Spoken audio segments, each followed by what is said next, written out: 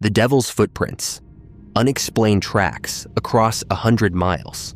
On the morning of February 9th, 1855, residents of Devon, England woke to find fresh snow bearing tracks that would defy explanation for over a century and a half afterward.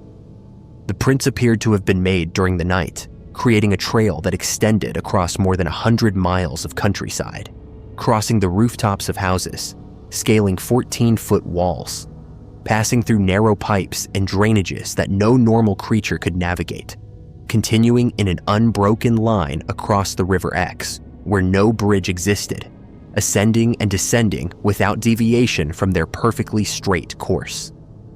The prints themselves were distinctive and deeply disturbing.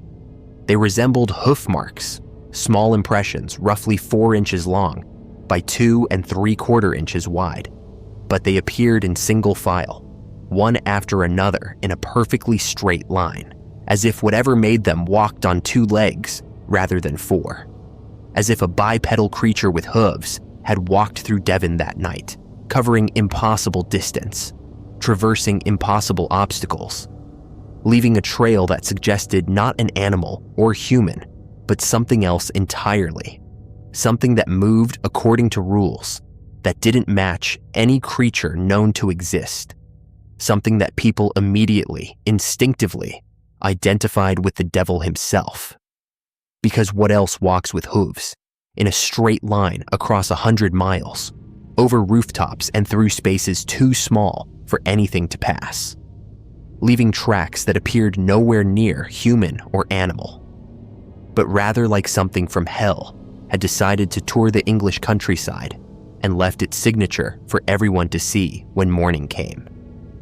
The tracks were discovered by dozens of independent witnesses across multiple towns and villages: Topsham, Lympston, Exmouth, Teignmouth, Dawlish, and locations between, all reporting the same phenomenon: a line of hoof-like prints in fresh snow that had fallen overnight, spaced consistently about 8 inches apart, creating a trail that didn't meander or circle, but proceeded in almost militarily straight courses, as if whatever made them was moving with deliberate purpose from point A to point B, and nothing, not walls, not buildings, not rivers, was going to deter it from its path.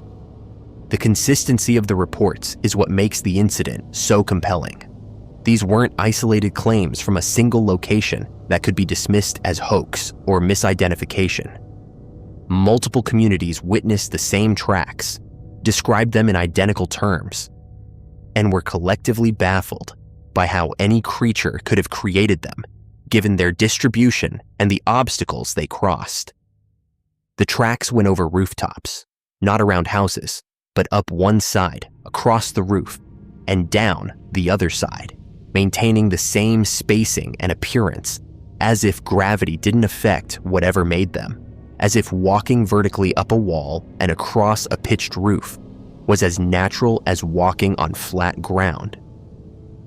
They appeared on top of 14-foot walls, where snow hadn't been disturbed by any obvious means of ascent, as if whatever left them simply materialized at the top, or walked up the vertical surface. They continued through a haystack, entering one side, passing through the center where tunneling should have collapsed the structure, and emerging on the other side. They crossed the River Exe, appearing on both banks despite the water being too cold for most creatures to swim, and no evidence of disturbance suggesting something had swum across. The spacing was unnaturally precise, 8 inches between each print, unwavering across the entire distance. No variation in stride length, no irregularities that would be expected from a living creature navigating varied terrain. Living things adjust their gait when climbing, when descending, when moving through difficult obstacles. These tracks maintained mechanical consistency, as if stamped by a device or created by something that moved with machine-like regularity, regardless of what it was traversing. The prints themselves showed no variation in depth. They pressed into the snow uniformly, whether on flat ground, steep inclines, or the peaks of rooftops, suggesting whatever made them didn't have weight distribution that changed with angle, or didn't have weight, in the conventional sense that would press harder when climbing or lighter when descending. The shape of the prints was the most disturbing element. They resembled horseshoes or donkey hooves, but were smaller than any actual horse would produce. And crucially, they appeared in single file rather than the paired pattern that four-legged animals create. Something with hooves was walking on two legs, or something with two-hooved feet was walking, or something entirely different was leaving marks that happened to resemble hooves, because that's the closest visual analog human perception could construct from what was actually being impressed into the snow. The prints showed no signs of toes or claws that might indicate some other creature's track being misinterpreted. They were hoof-shaped, consistently so, across the entire 100-mile trail. The historical documentation is substantial because the incident occurred in Victorian England, where literacy was high, newspapers were active, and the phenomenon was significant enough that multiple accounts were published in the weeks following the discovery. The Illustrated London News covered it extensively. The Times received letters from witnesses. Local papers documented the tracks in their communities, and investigators attempted to follow and study them before the snow melted and they disappeared. This contemporary documentation rules out the possibility that the devil's footprints are modern fabrication or internet legend. They're documented 19th century phenomenon, witnessed by hundreds of people and reported in credible publications of the era. The theories proposed at the time ranged from the mundane to the supernatural. Some suggested the tracks were made by badgers, though badgers create completely different prints, don't walk in single file, and wouldn't cover 100 miles in one night or cross rivers and climb walls. Others proposed kangaroos, which would be absurd, except that a few kangaroos had recently been imported to private estates in England, raising the remote possibility that an escaped marsupial made some of the tracks. But kangaroos create distinctive prints, bound rather than walk, and one kangaroo couldn't have been in multiple locations simultaneously across such vast distance. Hares, otters, rats, various birds, all were suggested and all failed to account for the characteristics of the prints or the scope of their distribution. Balloons were proposed. Perhaps some scientific apparatus suspended from a balloon had dragged across the snow, creating the trail. But this doesn't explain the precision of the prints, the fact that they went through enclosed spaces and over obstacles that would have caught or deflected any suspended object, or how a balloon could have maintained such a straight course for 100 miles on a night when wind would have caused irregular drift.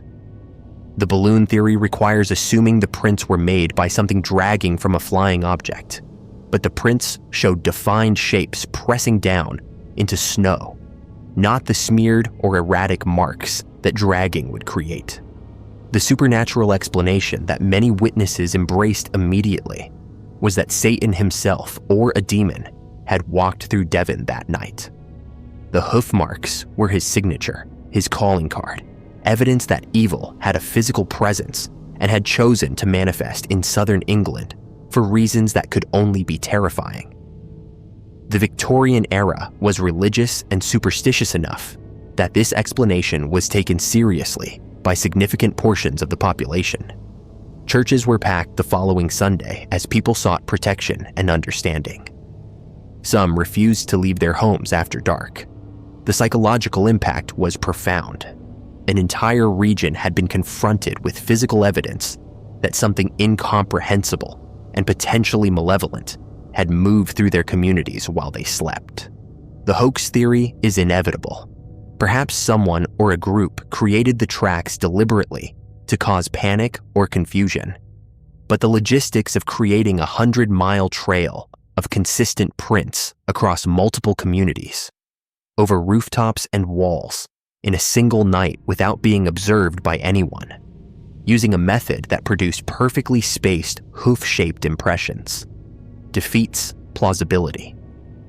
The effort required would be enormous, the risk of discovery high, and the absence of any confession or evidence of the hoax in the subsequent century and a half suggests that if it was a hoax, it was executed with sophistication that exceeds almost any documented historical prank.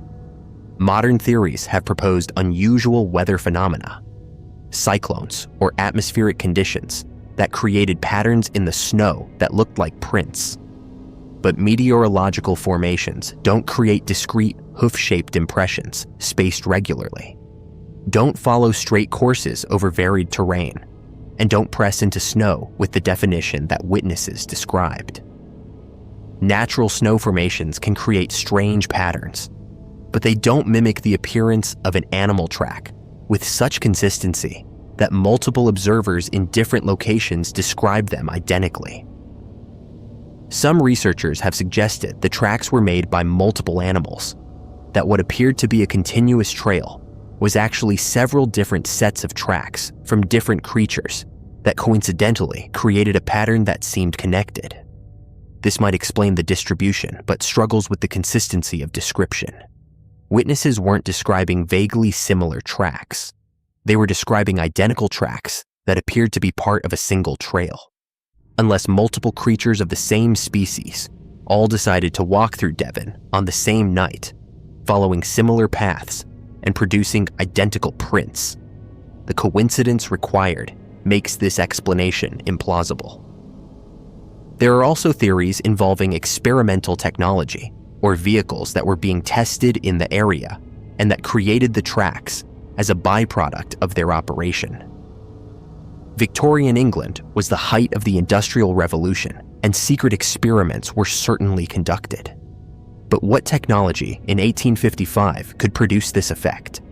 What device could traverse 100 miles, scale buildings, cross rivers, and leave precisely spaced hoof-like impressions without being seen or heard by anyone? The technology required seems far beyond what was available in that era, unless we assume classified development that was decades ahead of publicly known capabilities. The interdimensional theory proposes that the tracks were made by something not from our physical reality, but from an adjacent dimension or space that occasionally intersects with ours. If an entity from elsewhere passed through Devon that night, existing partially in our dimension and partially in its own, it might have left traces, physical impressions from whatever contact it made with our reality, while its actual form remained largely imperceptible to normal observation. This would explain why nothing was seen creating the tracks, why the tracks have characteristics that don't match any known creature, and why they appear to violate normal physics by going over obstacles without difficulty.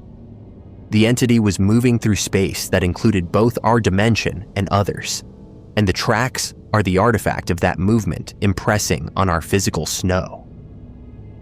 The Devil's footprints were not unique to 1855. Similar phenomena have been reported in other times and places, though rarely with the documentation and witness scope of the Devon incident. In 1953, residents of Belgium reported mysterious tracks in snow that crossed improbable terrain and sparked similar speculation. Various reports from Russia, Scandinavia, and North America describe finding trails of prints that don't match known animals and that appear in locations or patterns that defy normal explanation. These subsequent incidents suggest the phenomenon isn't unique to Devon in 1855, but rather represents something that occurs rarely, but repeatedly, something that occasionally manifests and leaves physical traces before disappearing back into whatever state it normally occupies. The psychological residue of the Devil's footprints lingers in Devon to this day. The incident is part of local history, commemorated and debated, with residents aware that their region was the site of something that was never explained, that left evidence too substantial to dismiss, but too strange to categorize. The mystery has an official quality, documented in newspapers and letters from the time, impossible to relegate to pure folklore or legend, Because the primary sources exist, the contemporary accounts are too numerous and too consistent to ignore. What actually walked through Devon that February night remains unknown. Whether it was a creature unknown to science, an animal behaving in ways that don't match our understanding of animal behavior, a hoax executed with impossible sophistication, an atmospheric phenomenon that created illusions of purposeful tracks, a demonic entity leaving its mark on the physical world, an interdimensional traveler whose passage left impressions in our reality, or something else entirely that we lack the framework to even conceptualize. The tracks existed, were seen by hundreds of witnesses, were documented by credible sources, and have never been explained in ways that satisfy all the evidence. The prints covered over 100 miles, crossed obstacles that shouldn't be crossable, maintained consistency that shouldn't be achievable by any living creature moving through varied terrain, and then disappeared when the snow melted, leaving only the accounts and the persistent question of what could possibly create such a trail. The name Devil's Footprints reflects the immediate interpretation that something infernal had made them, that hooves in the snow could only mean one thing to a Christian population steeped in imagery of cloven-hoofed demons. But whether the interpretation was correct, whether something actually demonic walked through Devon, or whether the tracks came from a source that had nothing to do with religious concepts of evil, but that happened to create marks that matched those expectations, the incident remains as one of history's most documented and least explained anomalies. Something left tracks across southern England in 1855. Something walked or moved through multiple communities in a single night. Something impressed marks into fresh snow that looked like hooves, that followed straight lines across impossible distances and impossible obstacles, that have never been satisfactorily explained despite a century and a half of investigation and speculation.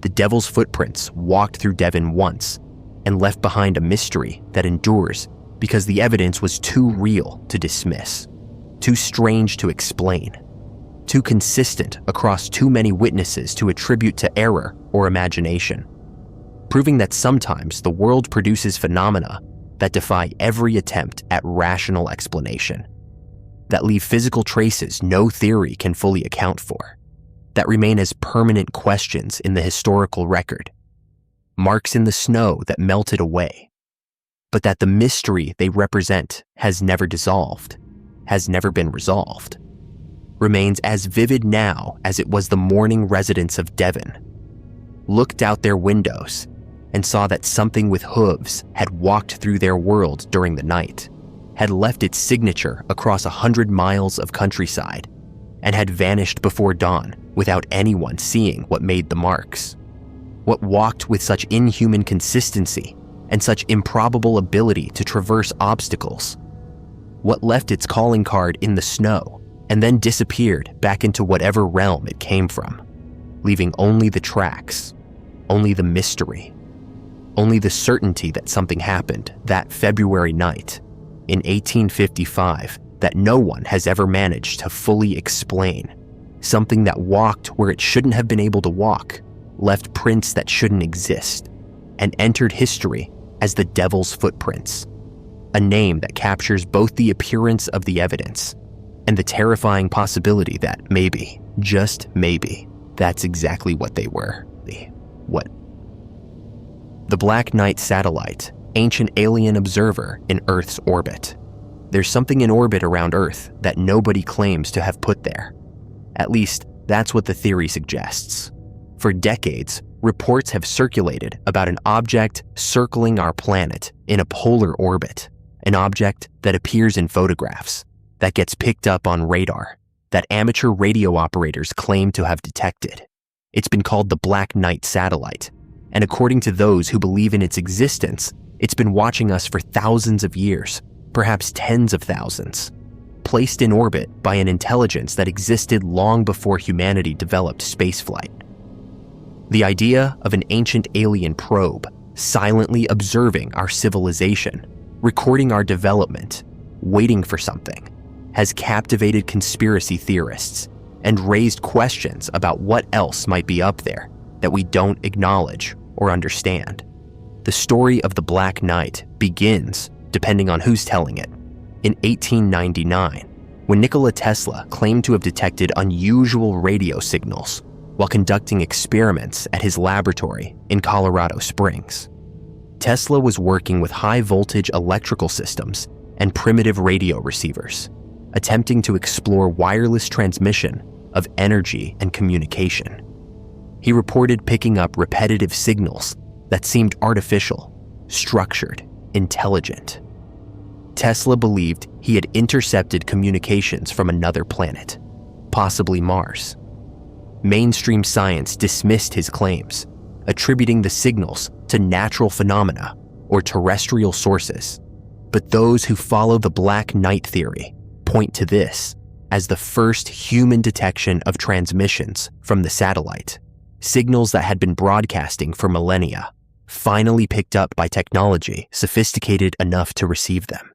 In the 1920s, amateur radio operators around the world began reporting unusual echoes in radio transmissions, delays that didn't match expected patterns. These long-delayed echoes, as they came to be called, would sometimes repeat signals back seconds or even minutes after transmission, far longer than could be explained by normal ionospheric reflection. Some researchers proposed exotic explanations involving plasma clouds or unusual atmospheric conditions.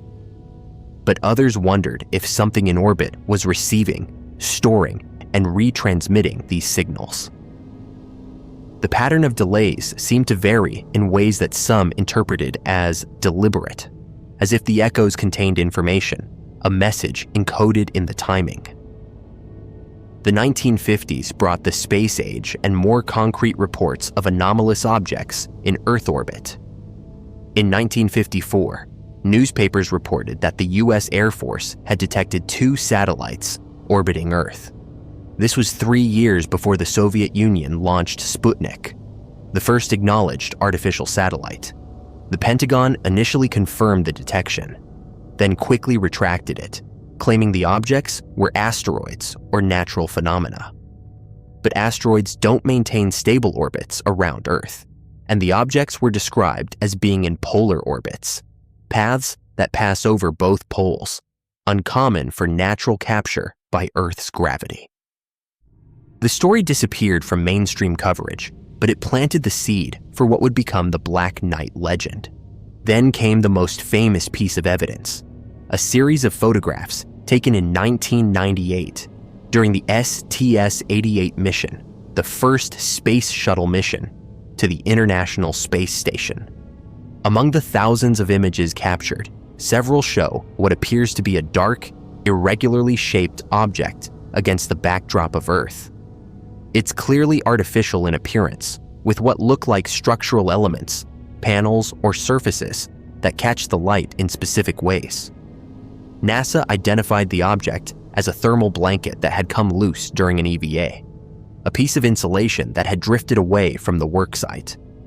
But those who believe in the Black Knight point out that the object appears in multiple photographs from different angles, seems to be in a stable position rather than tumbling freely, and has features that don't quite match the explanation of a loose blanket flapping in the void.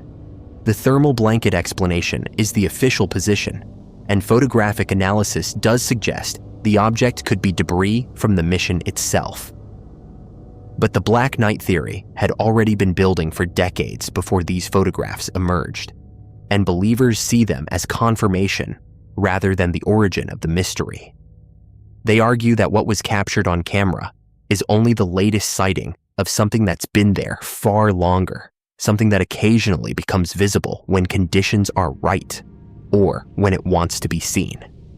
According to the more elaborate versions of the theory, the Black Knight satellite is approximately 13,000 years old, placed in orbit during the last ice age by an extraterrestrial civilization monitoring Earth's development. Some claim it's in a polar orbit specifically because this allows it to pass over every part of Earth's surface as the planet rotates beneath it, providing complete coverage for observation purposes. The orbit is described as being highly elliptical and non-standard, not matching the paths that human satellites typically use, which would make it stand out to anyone tracking objects in near-Earth space. The theory extends to claims that various governments have known about the satellite for decades, but have maintained silence about its existence. During the Cold War, both American and Soviet tracking systems were intensely focused on space, watching for enemy satellites, missiles, any threat from above. If there was an object in orbit that neither side had launched, detection seems inevitable. Yet if it was detected, and if authorities couldn't explain it as belonging to the other side, what would they do with that information? Publicly acknowledging an alien satellite would cause panic, would raise questions about its purpose and capabilities, would undermine the narrative that space was under human control. Silence would be the logical response. Quiet monitoring and study, attempts to understand what it was and what it might be doing. Some versions of the theory claim the satellite has been transmitting continuously, that the signals Tesla and others detected represent an ongoing broadcast. Attempts have allegedly been made to decode these transmissions, with various researchers claiming to have found patterns that suggest star maps, information about the satellite's origin system, or warnings about humanity's future. In the 1970s, a Scottish astronomer named Duncan Lunan claimed to have decoded the long-delayed echoes from the 1920s, finding they described a star map pointing to Epsilon Bootis, a star system about 200 light-years from Earth.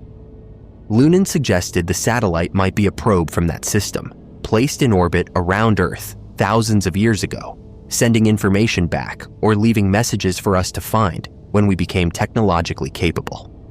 Lunan later distanced himself from these claims, but the idea that the Black Knight contains a message has persisted. The name itself, Black Knight, has murky origins. Some attribute it to a British rocket project from the 1950s, though how that name became attached to the satellite theory isn't entirely clear. Others suggest it's descriptive, referring to the object's dark appearance and its role as a silent guardian or watcher, a knight standing vigil over Earth.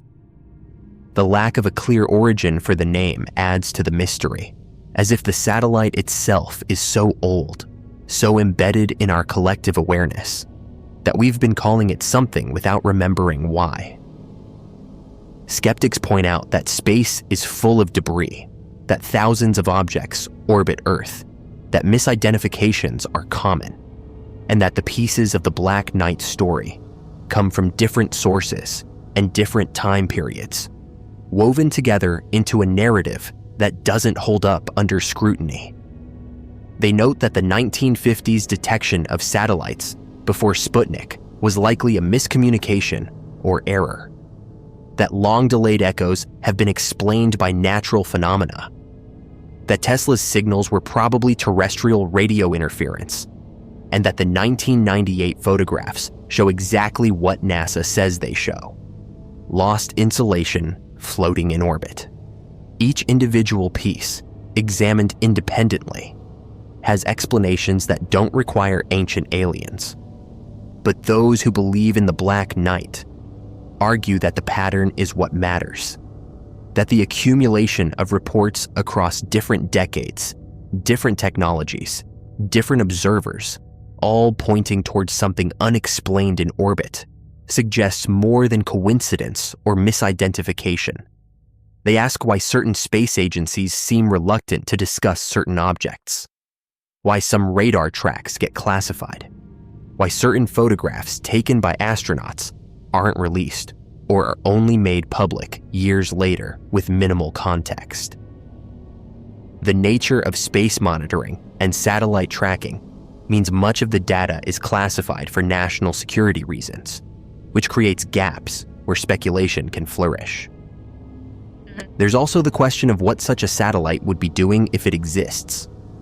The most common theory is observation, that it's essentially a camera or multiple cameras, or sensors we can't even imagine, recording everything that happens on Earth. Every war, every civilization that rises and falls, every technological development, all captured and stored or transmitted back to wherever it came from.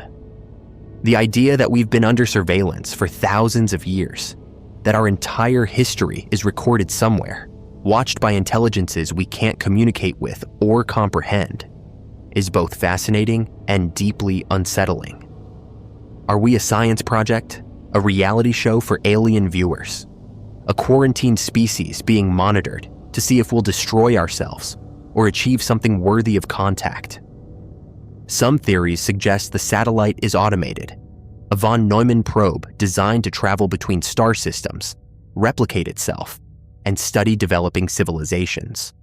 It would require no crew, no ongoing support, programmed to fulfill its observational mission indefinitely, powered by methods we can only speculate about: solar energy, nuclear decay, or technologies we haven't discovered. If such probes were sent out by an advanced civilization millions of years ago, they could be scattered throughout the galaxy by now, watching countless worlds, waiting for species to reach certain developmental thresholds before making contact or simply continuing their eternal observation. Others believe the Black Knight isn't just watching, but actively influencing, that it has capabilities beyond passive observation. Could it affect our technology, our communications, our development? Some point to unexplained technical glitches, satellite failures, or communications disruptions as possible interference from the Black Knight. If it has been here for thousands of years, if it has technology that advanced, then it could potentially interact with our primitive systems in ways we wouldn't recognize or understand. Every GPS glitch, every satellite that fails for unknown reasons, every unexplained signal from space. Could some percentage of these be related to the presence of something far more sophisticated sharing our orbital space? The psychological aspect of the Black Knight theory is worth considering. Humans have always felt watched, have always sensed eyes upon them, have always wondered if something greater is observing and judging. Ancient peoples imagined gods in the sky, watching human affairs, recording deeds for eventual judgment. The Black Knight is a technological version of the same archetype, the watcher in the heavens, recording everything, waiting. It speaks to our awareness that we're not living in isolation, that our actions have consequences, that somewhere, somehow, someone might be keeping track. Whether the Black Knight satellite exists as a physical object, whether it's a collection of misidentified space debris and natural phenomena woven into a compelling narrative, or whether it represents something genuinely anomalous that governments have chosen not to acknowledge, the theory persists because it addresses fundamental questions about our place in the universe. Are we alone? Are we being watched? Is there intelligence out there that has been aware of us far longer than we've been aware of it? The Black Knight is a focal point for these questions, a specific claim that can be debated and investigated, even if definitive proof remains elusive. And somewhere up there, among the thousands of satellites and pieces of debris in Earth orbit, something might be watching, recording, waiting, fulfilling a purpose programmed into it millennia ago, silent and patient as humanity slowly reaches toward the stars, still unaware of what's been circling above us all along. The backrooms, infinite liminal spaces beyond reality. There's a place you can end up if you're unlucky enough to clip through reality at the wrong moment. If the membrane separating normal space from what lies beneath it suddenly fails. If you take a step and somehow miss the floor and fall not down but sideways, out of the world entirely. It's not another planet or dimension in the science fiction sense. It's more like you've fallen behind the scenery of reality itself, into the infrastructure that holds everything else up, the space between spaces where physics works differently and geometry refuses to make sense. People call it the back rooms because that's exactly what it feels like. You've wandered into the back areas of existence, the maintenance corridors and storage spaces that were never meant to be inhabited, that exist only to support what's in front. And now you're trapped in approximately 600 million square miles of empty rooms that go on forever, lit by buzzing fluorescent lights, carpeted in damp industrial carpet that squelches under your feet, stretching in every direction with no exit, no windows, no way back to the reality you fell out of. The most common description of Level 0, the first layer most people encounter, is disturbingly consistent. You find yourself in what looks like an abandoned office building, but the space extends impossibly far. Walls painted in yellowing wallpaper or beige paint. Drop ceiling tiles overhead with fluorescent panels that flicker occasionally, some of them dead, casting sections in shadow. The carpet is moist, always moist, though you never see water and can't identify why the dampness persists. The air smells like old paper and mildew, and something else you can't quite name, something chemical and wrong. And most disturbing of all, the space is maze-like, but seems to have no purpose. Rooms connect to hallways that lead to more rooms. Doors open onto identical spaces. You can walk for hours without seeing anything different, without finding any indication that this place was built for any function beyond existing as empty, purposeless architecture that goes on forever. What makes the back rooms particularly terrifying is the absolute certainty that you're somewhere you shouldn't be, that this place wasn't designed for human habitation or occupation. Everything about it feels wrong. The proportions of the rooms are slightly off, ceilings too low or too high, doorways that force you to duck or that tower over you unnecessarily. The lighting creates shadows that don't match the position of the fixtures. Sound behaves strangely, some noises carrying for impossible distances, while others get swallowed completely. Your footsteps on the damp carpet make sounds that echo wrong, as if the space around you is both smaller and vastly larger than it appears. And there's the constant hum, that electrical drone of the fluorescent lights, mixed with something deeper, a vibration you feel in your chest more than here, suggesting machinery or systems operating somewhere beyond the walls, maintaining this place for reasons you'll never understand.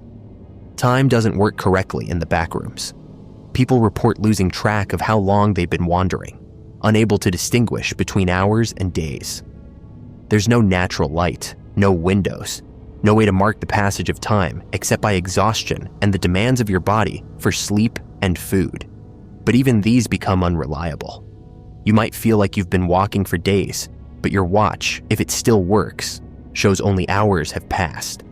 Or you might walk for what feels like an hour, only to find that according to any measure you can access, far more time has elapsed. The space seems to absorb duration, to stretch or compress it according to rules that have nothing to do with physics as we understand it. The method of entry is where things get particularly strange and unsettling. People don't choose to enter the back rooms. They no-clip, to use the terminology that's emerged from video game culture. They somehow pass through solid reality into the space behind it. This can happen anywhere, anytime, with no warning and no clear trigger. You might be walking down a hallway and take a step that somehow doesn't land on the floor, but passes through it. You might lean against a wall that suddenly offers no resistance, and you fall sideways into yellow corridors that smell of mildew. You might be alone in a building and turn a corner only to find yourself somewhere that's definitely not part of the structure you entered, somewhere that couldn't physically fit inside it. And when you try to backtrack, the corner you just turned no longer leads back to where you came from. The phenomenon seems to occur more frequently in liminal spaces, areas that exist in transition, that are designed for passage rather than occupation. Stairwells, long hallways, empty parking garages, loading docks, the back rooms of retail stores that customers never see. These spaces, which already feel slightly unreal and unsettling even in normal reality, seem to have thinner barriers, places where it's easier to accidentally slip through into what lies beneath. The liminal quality itself might be the vulnerability, as if spaces that exist only to connect other spaces don't have the same reality density, the same solid presence, as rooms and areas where people actually live and work and exist with intention. Once inside, navigation becomes a nightmare. The layout shifts or doesn't follow logical patterns. You can mark your path, leaving indicators to track where you've been, only to find yourself back in the same room, even though you swear you turned different directions. Some explorers report that the backrooms actively reconfigure, that walls and doorways move when you're not looking, that the maze changes its shape to keep you disoriented and lost. Others believe the space is simply so vast and repetitive that you can't effectively navigate it, that you're walking in circles without realizing because every room looks identical and your sense of direction degrades in the absence of landmarks or variation. But level 0 is just the beginning. Those who survive long enough, who manage to avoid going insane from the isolation and repetition, report finding ways to descend or ascend to other levels, each with their own characteristics and dangers. Level 1 is described as darker, the lights functioning less reliably, areas plunged into shadow where you need alternative illumination. Level 2 becomes industrial, concrete tunnels, and metal pipes, the sound of water dripping or rushing behind walls. Level 3 is an electrical station, arrays of machinery humming with dangerous voltage, metal grating underfoot, and the ever-present risk of electrocution. Each level gets stranger, more hostile, less resembling anything that could plausibly exist in normal reality. And you're not alone in the backrooms. This is perhaps the worst realization, the moment when you understand that the emptiness isn't total, that something else inhabits these spaces. Entities, most survivors call them, though the word covers a range of phenomena, from the merely strange to the actively predatory.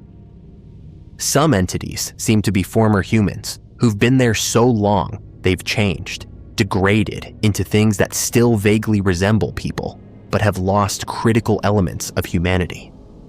Others appear to have never been human at all, creatures that exist in the spaces between reality, that patrol the fluorescent hallways on business you can't understand, that will hunt you if they detect your presence. The Smilers are mentioned frequently in accounts, entities that exist primarily in darkness, visible only as the whites of their eyes and their teeth, grinning from shadows before rushing forward at speeds that shouldn't be possible. The Skin Stealers, which are exactly what their name suggests, creatures that wear human skin like clothing, hunting other humans to acquire new skins when their current coverings degrade. The Hounds, which look almost like dogs but wrong, too many joints or wrong proportions, moving in packs through the corridors, attracted to noise and movement. And Stranger Things, entities that don't have names because survivors didn't live long enough to document them properly. Things glimpsed in peripheral vision or heard moving in adjacent rooms. Threats that never fully manifest, but whose presence is undeniable. The psychological toll of the backrooms might be worse than the physical danger. Absolute isolation in an environment that makes no sense, where you can't orient yourself, where every corridor looks identical and leads nowhere meaningful. The human mind requires stimulation, variation, social contact, purpose. The backrooms provide none of these. You wander endlessly through repetitive architecture under harsh fluorescent lighting. The hum of electricity and the squelch of damp carpet your only stimuli. Knowing that you're trapped in a space that extends far beyond what you could walk in a lifetime. With no map, no exit, no hope of rescue, because no one even knows where you are. People break. They curl up in corners and stop moving. They start talking to themselves or to entities that aren't there. They make elaborate rituals or rules that give them purpose even though the rules are meaningless. Anything to impose order on chaos, meaning on emptiness, structure on an environment that refuses to provide any. Some accounts describe finding other people in the backrooms, survivors who've been there for indeterminate periods, who've maybe learned how to find safer areas or resources that make survival possible. These encounters are desperate and often dangerous. Some survivors have maintained enough humanity to cooperate, to share information about navigating the levels or avoiding entities. Others have degraded into paranoia and violence, attacking anyone they encounter out of fear or for resources.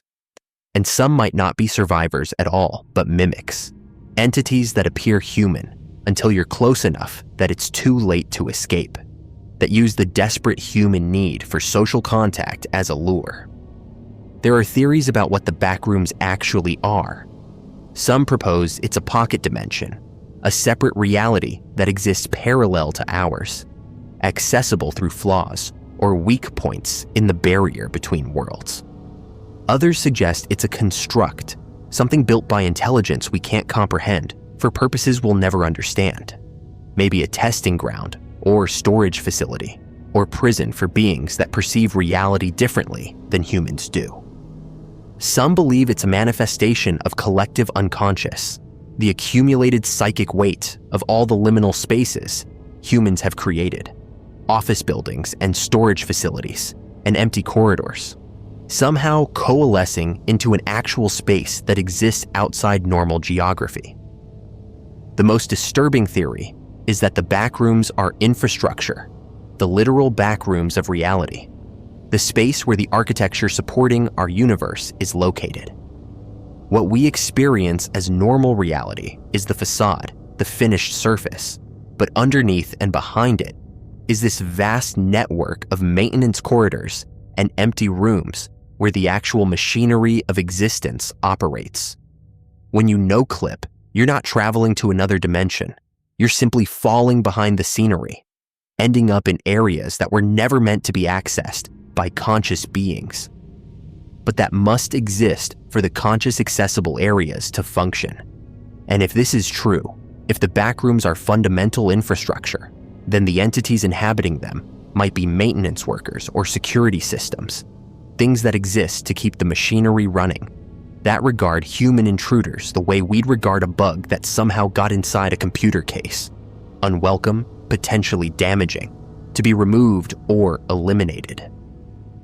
The mythology of the backrooms has grown extensively online, with collaborative world-building creating increasingly elaborate lore about different levels, entities, survival strategies, and groups of survivors who've established territories or safe zones within the hostile environment. Skeptics correctly note that this is creepypasta, internet horror fiction, a collaborative creative project rather than documentation of a real place. The backrooms originated as a single image posted to a forum, a photograph of an empty room with yellow walls and fluorescent lighting that captured something unsettling about liminal architecture. And the mythology built from there, users contributing their own experiences and ideas until it became a vast shared universe of horror. But the reason the backrooms resonate so powerfully, the reason the concept spread so rapidly and inspired such extensive elaboration, is that it taps into something we all recognize. The feeling of being in a liminal space that exists only as transition between destinations. The uncanny unease of empty architecture that seems to serve no purpose. The nightmare logic of being trapped in a maze that won't let you leave, that reconfigures to keep you lost, where exhaustion and terror gradually erode your sanity. These are anxieties embedded deep in human consciousness, and the backrooms give them specific form and geography. There's also something about modern existence that the backrooms capture perfectly. We spend our lives in artificial environments, climate-controlled boxes lit by fluorescent tubes or LED panels, breathing recirculated air, walking on industrial carpet, surrounded by beige walls and drop ceilings. Office buildings, shopping malls, apartment complexes, airports, all designed with similar aesthetics, similar materials, similar proportions. The spaces blur together. You could be in Denver or Dallas or Detroit, and the interior spaces look identical. We've created liminal architecture as the dominant environment of modern life. Places that exist purely functionally with no character, no identity, no evidence of human occupation beyond their shape.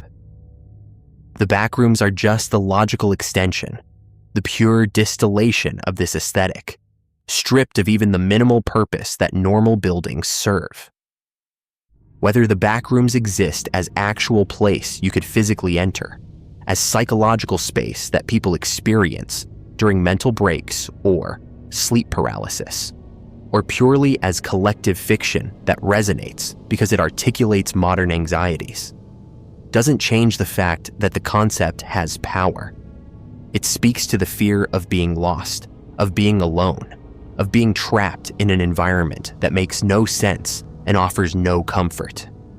It captures the horror of endless empty rooms that go nowhere, of fluorescent lights that never turn off, of damp carpet and yellowed wallpaper, and the constant electrical hum of a place that exists purely to exist, without purpose or meaning or end. And late at night, when you're alone in a building, when you walk down a long hallway that seems slightly too empty, slightly too quiet, when you turn a corner, and for just a moment, you're not quite sure where you are, or whether the space you're in connects back to where you started. There's a small voice that whispers, maybe it's possible. Maybe reality has weak spots. Maybe you could take one wrong step and fall through into endless yellow corridors that smell like mildew and desperation, into the buzzing fluorescent forever of the backrooms, where you'd wander until you died or changed into something that belongs there. Another entity haunting the liminal spaces between real places, waiting in the empty rooms behind reality for the next person to clip through and join you in the endless maze that has no exit, no purpose, no meaning except to exist as the infrastructure supporting everything else. The spaces between spaces, the rooms behind the world. SCP Foundation. Is it fiction or disclosure through entertainment? The SCP Foundation presents itself as collaborative creative writing, a massive online fiction project where thousands of contributors create documentation-style entries describing anomalous objects, entities, and phenomena that a shadowy organization called the Secure, Contain, Protect Foundation allegedly monitors and contains to prevent reality-altering threats from destroying or fundamentally changing the world. The writing style mimics redacted government documents, uses clinical language to describe impossible things, presents elaborate containment procedures for entities ranging from sentient sculptures to interdimensional horrors, and has created a universe of such depth and consistency that it functions as alternate reality documentation, as if the files are real and the fiction is simply the disclaimer that allows them to be published. The question that troubles some readers, and that conspiracy theorists have embraced, is whether this collaborative fiction might actually be something else. Whether the SCP Foundation exists in reality, and the fiction label is the mechanism by which actual anomalous phenomena can be disclosed publicly without causing panic or violation of classification. Whether the thousands of entries describing impossible objects and creatures are actually based on real files that have been slightly modified and released into the Creative Commons as entertainment, when they're actually soft disclosure, preparing humanity to accept that anomalies exist, that reality is far stranger than consensus understanding allows, and that somewhere, someone is actively working to contain and study the things that violate every rule we thought governed existence. The SCP format is distinctive: clinical containment procedures, object class designations indicating threat level, and containment difficulty. Descriptions that read like scientific documentation of the impossible, addenda containing incident reports, or research notes, or interview transcripts.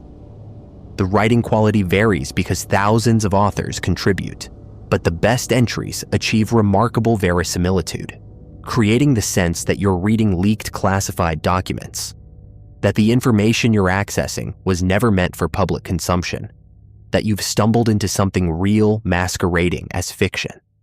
This documentary style, this mimicry of government bureaucratic language applied to describing entities that shouldn't exist, creates cognitive dissonance that's both unsettling and compelling, making readers wonder if perhaps the line between fiction and reality is more permeable than they assumed.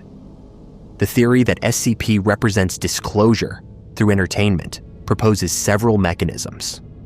The most straightforward is that government agencies or private organizations that actually deal with anomalous phenomena use the SCP platform to release sanitized versions of real files, changing enough details to maintain plausible deniability while getting the core information into public awareness. This would serve multiple purposes. It desensitizes populations to concepts that would be shocking if revealed as fact. It creates a context where discussion of anomalies happens within a fiction framework that prevents panic, and it potentially crowdsources solutions or ideas by exposing the problems to thousands of creative minds who might suggest containment approaches or research avenues that actual researchers hadn't considered. The timing of SCP's emergence is noted by conspiracy theorists. The Wiki was founded in 2008, a period that saw increased discussion of government secrets following WikiLeaks releases, increased awareness of surveillance following Snowden revelations, and growing internet culture around collaborative world-building and alternate reality games. If disclosure was deemed necessary or inevitable, fictional frameworks that could absorb factual information while maintaining deniability would be valuable. SCP provides exactly such a framework. Anything can be added to the database, any anomaly can be described, and all of it is officially fiction, is clearly labeled as creative writing, is legally protected under that designation, even if some entries are actually describing real phenomena. The consistency of certain themes across SCP entries might suggest underlying truth rather than just convergent imagination. Entries frequently involve reality bending, dimensional anomalies, entities that violate physics, objects whose existence requires reconceptualizing fundamental assumptions about how reality works. If these themes appear repeatedly across thousands of independent authors, it could indicate either that humans share common anxieties and fascinations that manifest in similar fictional creations, or that authors are drawing on real information that's entered cultural consciousness through various disclosure vectors, creating fiction that unknowingly mirrors actual classified knowledge. The most famous SCP entries have achieved cultural penetration beyond the Wiki, inspiring video games, stories, artwork, and becoming recognizable even to people who don't actively follow the project. SCP-173, the statue that moves when not observed, is iconic. SCP-682, the indestructible reptile that adapts to any attempt to destroy it, has spawned endless discussions and derivative works. If these are based on real anomalous entities or objects, their popularization through fiction serves the dual purpose of disclosure and desensitization, making the actual existence of such things less shocking if they're ever officially acknowledged because people have already encountered the concepts in entertainment contexts.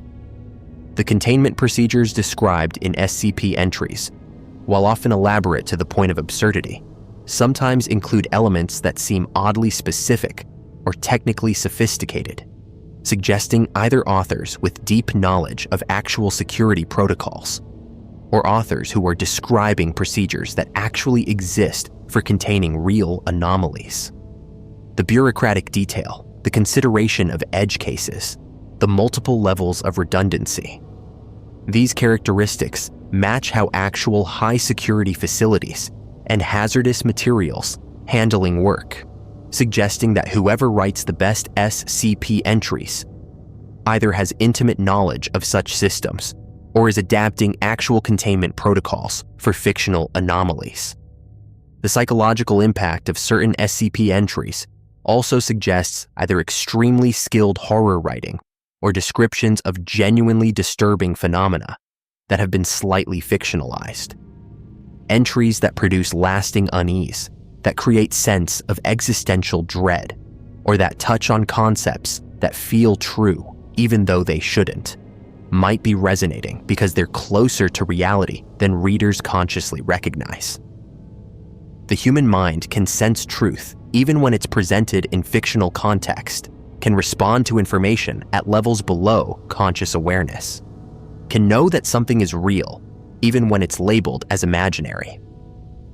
The argument against SCP being disclosure relies heavily on the sheer volume and diversity of the content. There are thousands of entries describing incompatible anomalies, contradictory physics, entities that couldn't coexist in the same universe. If they're all disclosure of real phenomena, reality would have to be far more fractured and inconsistent than even the most open-minded person could accept. The rational conclusion is that the overwhelming majority is fiction, creative writing by talented amateurs and professionals, world building that has achieved remarkable coherence through collaborative effort and editorial standards that maintain quality and consistency. But this doesn't preclude the possibility that some entries, a small percentage, might be based on or directly copied from actual classified material. In an ocean of fiction, real disclosure could hide effectively, indistinguishable from the creative work surrounding it, protected by the overall fictional nature of the platform. An intelligence agency wanting to release information without violating classification could simply add it to SCP and let it blend with the thousands of other entries, knowing that even if someone recognized it as potentially real, they'd have no way to prove it and would be dismissed as overthinking fiction or falling prey to conspiracy thinking. The concept of memetic hazards in SCP lore, information that harms or alters those who perceive it, is particularly interesting from a disclosure perspective. If certain knowledge actually is dangerous, if some information genuinely affects consciousness or reality in ways that make it hazardous to know, then documenting such phenomena, even in fictional form, might serve as a warning or preparation, might help people understand that not all information is safe to access, that some truths are dangerous in ways beyond social or political consequences. Whether SCP's memetic hazards are purely fictional constructs, or whether they're describing real properties of certain information, remains impossible to determine. But the concept itself introduces ideas about information as substance, as having properties beyond meaning, that align with esoteric traditions and with some interpretations of quantum information theory. The SCP community's sophistication and self-awareness complicates the disclosure theory. Contributors know about the theory that SCP might be disclosure, have written metafictional entries exploring the idea that the fiction might be real, have incorporated this possibility into the narrative framework in ways that make it part of the fiction. This reflexive quality means that even the disclosure theory has been absorbed into the fictional universe, making it impossible to separate whether people are speculating about real disclosure, or whether they're simply adding another layer to an elaborate collaborative fiction that includes speculation about its own reality as part of its entertainment value. The question of who would be doing the disclosing is also significant. SCP entries come from anonymous contributors, people using usernames without verification of identity. If agencies were using SCP for disclosure, they'd need people inside the community contributing entries, and those people would be indistinguishable from any other contributors. The democratic, collaborative nature of SCP means anyone can add content as long as it meets quality standards, which makes it perfect for covert disclosure, but also means that attributing any particular entry to actual classified sources is impossible without information beyond what's publicly available. The legal protection that fiction provides cannot be overstated. Classification laws apply to factual information. If something is presented as fiction, its publication generally doesn't violate classification, even if the fictional description happens to match classified reality. This creates a loophole that could theoretically be exploited for disclosure purposes.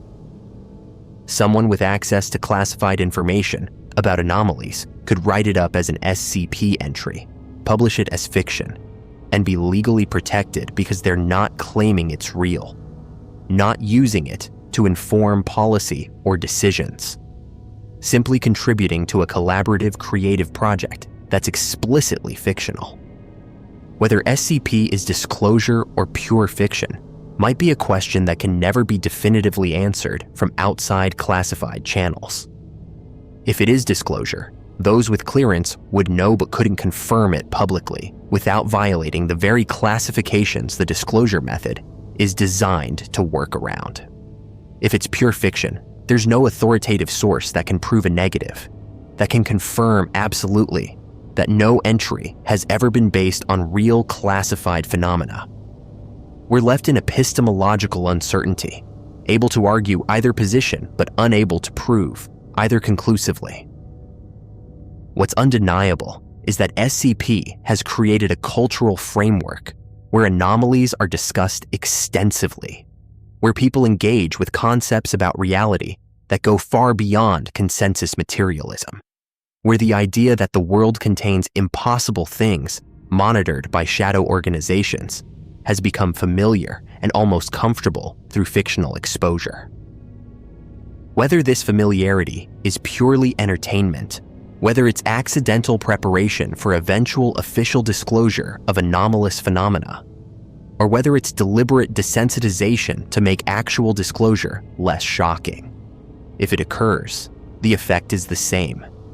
Millions of people have engaged deeply with ideas about reality, being far stranger than we're officially told, about organizations existing beyond public oversight that manage threats we don't know exist, about the world containing things that violate physics and consciousness and sanity, all within a framework labeled fiction, but detailed enough to feel potentially real.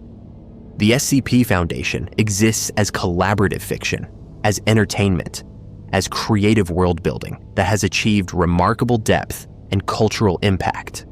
Whether it also exists in reality, whether somewhere beyond public awareness, actual facilities contain actual anomalies described in documents that look remarkably like SCP entries, with slightly different details. Whether the Foundation's motto of secure, contain, protect is being operationalized by people who can never acknowledge what they do or what they found remains speculation, remains theory, remains one of those questions where the fiction is either just fiction or the most successful cover story ever devised for phenomena that violate consensus reality so thoroughly that they could only be disclosed through mechanisms that maintain plausible deniability, that allow truth to hide in plain sight, labeled as imagination, that let people discuss and think about and prepare for a world far stranger than they officially believe exists, waiting perhaps for the day when the fiction label gets removed, when someone in authority stands up and says that some of these entries weren't creative writing, but were actual documentation. That SCP was never just a game or a story, but was soft disclosure all along, preparing minds and culture for revelations about what really exists in the shadows, what's really being contained in facilities you'll never visit, what's really secured against public knowledge behind classification barriers that entertainment can pierce when direct disclosure cannot. making SCP either the most elaborate fiction ever crowd-created or the most successful truth-hiding-as-fiction operation ever conducted. And we won't know which until someone with access decides to tell us, or until we stumble into an anomaly ourselves and realize too late that the containment procedures we read as fiction were actually instructions we should have taken seriously. That the warnings embedded in entertainment weren't just for the story, but were genuine attempts to prepare us for reality. That the Foundation is real and has been hiding in the open all along, secure behind the shield of being officially fictional, containing anomalies that officially don't exist, protecting a world that officially doesn't need protection from threats that officially aren't possible.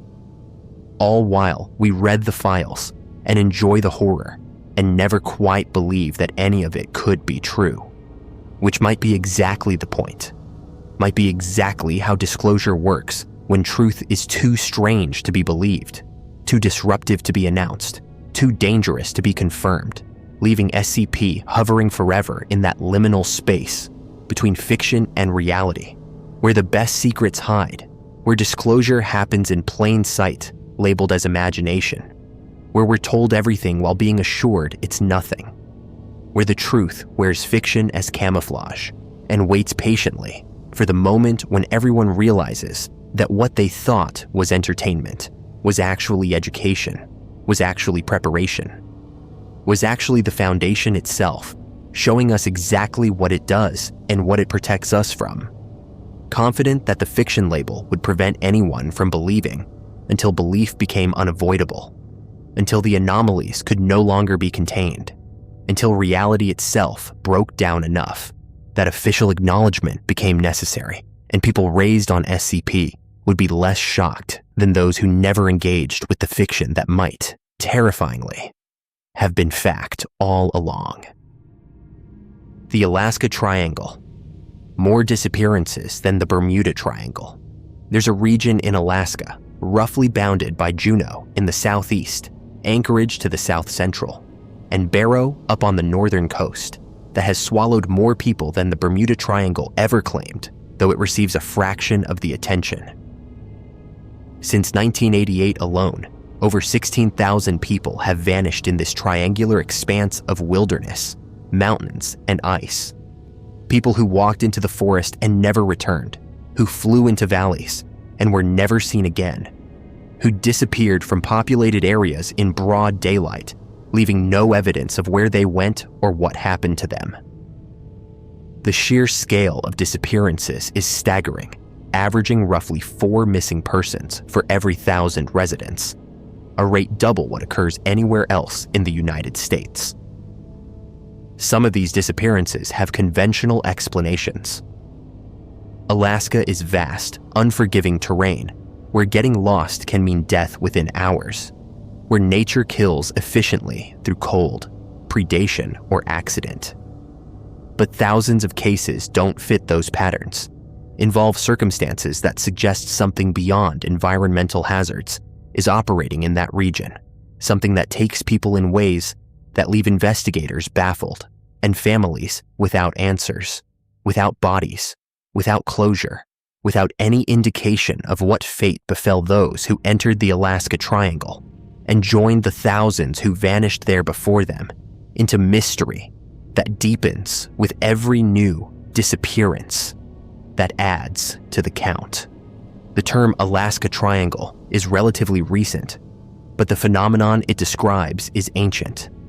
Indigenous peoples of Alaska have legends stretching back centuries about areas that are hungry, that take people, where spirits or entities dwell that should be avoided or approached only with proper rituals and respect. The Tlingits speak of Kushtaka, shape-shifting creatures that lure people into wilderness, particularly near water, using cries that sound like babies or loved ones in distress. Once you follow those sounds, you're never seen again.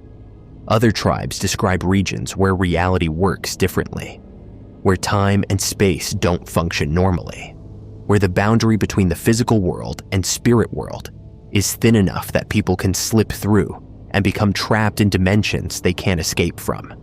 The modern disappearances began being documented systematically only in the late 20th century. But historical accounts suggest the triangle has been claiming people since Europeans first arrived.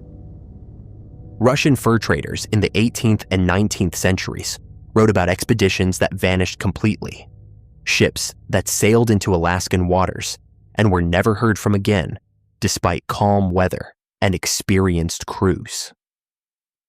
During the gold rush, entire prospecting parties disappeared in the interior, sometimes with no bodies ever recovered despite extensive searches by those hoping to claim their discoveries. The pattern has remained consistent across centuries. People go into the Alaska Triangle, and some percentage of them simply cease to exist in any traceable way. The most famous disappearance within the Triangle is probably that of Congressman Hale Boggs and pilot Don Johns in 1972. Boggs was House Majority Leader, one of the most powerful politicians in America, flying from Anchorage to Juneau for a campaign event. The weather was poor, but not catastrophic. The pilot was experienced. The plane simply vanished. Despite one of the largest searches in U.S. history, over 3,000 hours of flying time looking for wreckage, no trace was ever found. Not a piece of debris, not an oil slick, not a signal from the emergency locator. A plane carrying a major political figure simply disappeared over Alaska and was never seen again. The search involved the military, the Coast Guard, and civilian volunteers, covering tens of thousands of square miles. They found nothing. It's as if the plane entered the triangle and transitioned to a state where it was no longer detectable by any means at our disposal.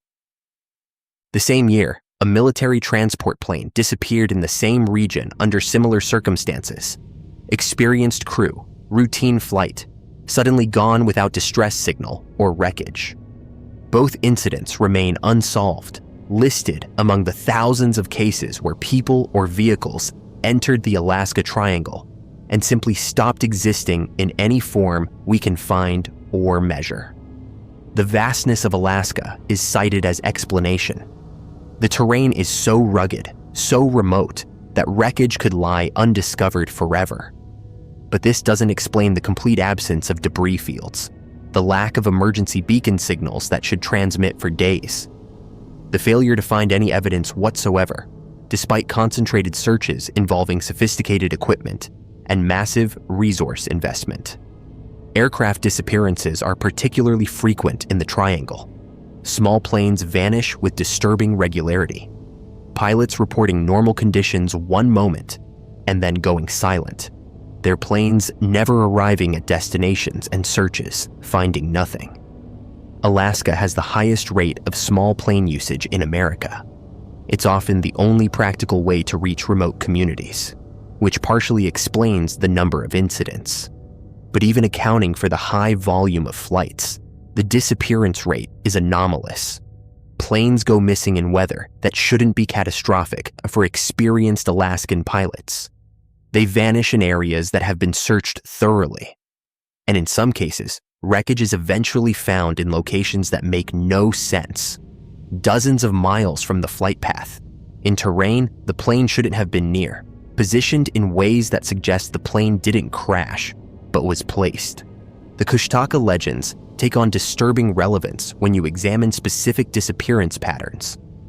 People are found, when they're found at all, miles from where they should be, often partially or completely unclothed despite freezing temperatures, sometimes in locations that are physically impossible to reach from their last known position, given the time frame.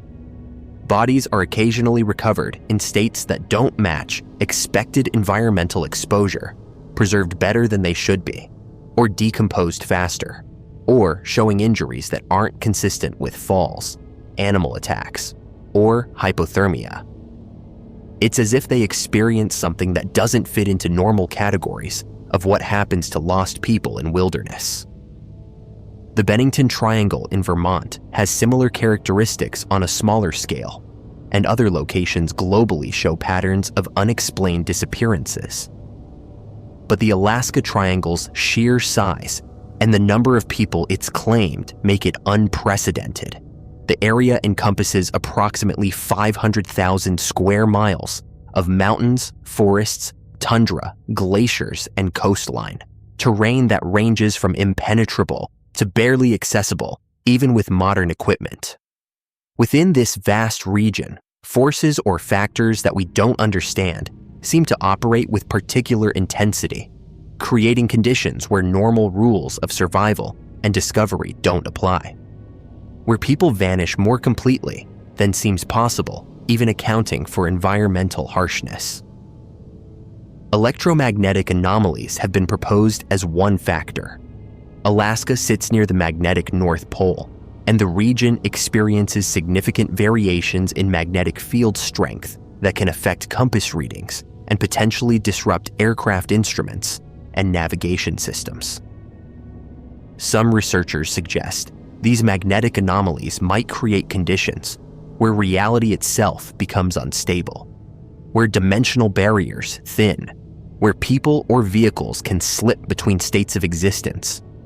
The northern lights, which are frequent and intense in Alaska, result from charged particles interacting with Earth's magnetic field. Could this interaction create additional effects we don't understand, opening portals or creating fields that affect consciousness or physical presence? There are also acoustic anomalies reported in the region, sounds that shouldn't carry across the distances they're heard, voices and noises that seem to come from empty wilderness, phenomena that might relate to unusual atmospheric conditions or might represent something else, entities or systems using sound to lure, to communicate, or to manipulate human behavior. The Kushtaka legends specifically mention false voices, cries that lead people away from safety. Modern disappearances include accounts from survivors or from people who encountered the missing shortly before they vanished, describing them as distracted, claiming to hear or see something that wasn't apparent to others, moving towards something they wouldn't or couldn't explain before walking into the wilderness and disappearing. The psychological aspect can't be ignored. The isolation, the vast empty spaces, the knowledge that you're hundreds of miles from help can create mental states where people make irrational decisions or experience phenomena they might not encounter in more populated or familiar environments. But this doesn't explain paired or group disappearances where multiple people vanish simultaneously, or cases where experienced outdoorsmen with survival training and equipment simply cease to exist despite having no reason to leave marked trails or safe areas. Native guides who work in the Triangle often refuse to go into certain areas, places that have bad reputation, not from documented incidents, but from traditional knowledge passed down through generations. They describe spots where people feel watched, where animals don't go, where the quality of light or sound is wrong, where staying too long produces overwhelming compulsion to leave, even if you can't articulate why. These zones of discomfort might correlate with higher disappearance rates, suggesting that indigenous knowledge has identified genuinely dangerous areas through centuries of observation, areas where whatever causes the disappearances is more active or more concentrated. The question of what happens to the bodies in cases where people are known to have died but remains are never found also suggests something unusual. Alaska has predators, bears, wolves, that scavenge and might disperse remains. But complete disappearance of all physical evidence across thousands of cases, including clothing, equipment, and skeletal material that should persist, indicates either remarkably efficient disposal by natural processes or something actively removing or concealing evidence. Some bodies that are eventually found show signs they were moved after death, positioned deliberately rather than coming to rest naturally, which implies either human involvement, which is rarely evident and rarely makes sense given the remoteness, or intervention by something else. Time distortions are reported by some who've had unusual experiences in the Triangle and survived. They describe periods where time seemed to stop or accelerate, where hours passed that felt like minutes, or vice versa, where they lost track of days despite being conscious and mobile. If the region has properties that affect temporal perception or actual time flow, this might explain why people aren't found where searches predict them to be. They've traveled further than time would seem to allow. Or they've been missing longer than they experienced. Or they've died of exposure in time frames that don't match the actual conditions they endured. The overlap with UFO sighting frequency in Alaska is also notable. The Triangle region has high rates of unexplained aerial phenomena. Lights, craft, objects that don't match known aircraft performing maneuvers that shouldn't be possible. Whether UFOs cause disappearances, whether they're attracted to the same anomalous conditions that cause disappearances, or whether they're completely unrelated phenomena that happen to occur in the same region is unclear. But witnesses have reported seeing lights or craft in proximity to areas where people later went missing. And some of the missing were last seen pointing at or discussing unusual things in the sky before they vanished. The missing persons statistics also reveal demographic patterns. Young men in their 20s and 30s are disproportionately represented, which could simply reflect who's most likely to be engaging in risky outdoor activities. But children disappear at rates that are hard to explain through normal causes. They vanish from populated areas, from locations where they should be easily found, and searches that would typically locate a lost child within hours turn up nothing despite extensive effort. The cases often involve the child allegedly wandering off, but the distances traveled before disappearance would be implausible for their age. Or they're found eventually in locations that don't make sense given their starting point and mobility. Military involvement in searches sometimes produces strange elements. Searchers are occasionally redirected away from certain areas without clear explanation. Or searches are called off prematurely despite families insisting more could be done.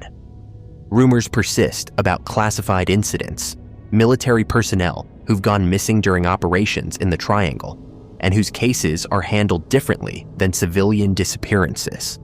If military installations or activities in the region have experienced losses they can't explain, official policy would be to contain that information while attempting to understand or prevent future incidents without alarming the public.